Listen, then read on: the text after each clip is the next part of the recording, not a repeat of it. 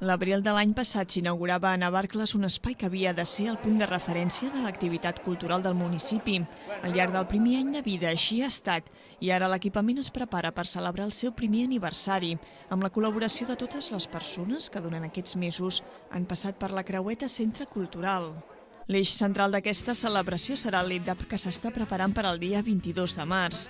Es fa una crida a la participació, una participació oberta a tots els navarclins i navarclines i tota la gent que d'una manera o altra ha passat per les instal·lacions de la Creueta al llarg d'aquest any.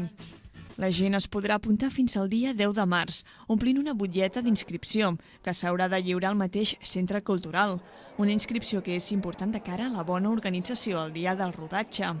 El dissabte 16 de març es farà l'assaig del lip-dub i es donaran els horaris per assajar per blocs. El següent dissabte, el dia 22, es farà el rodatge. La gravació del lip-dub es farà durant tot el matí, des de les 9 a les 2 del migdia. Hi haurà esmorzar gratuït per a tots els participants.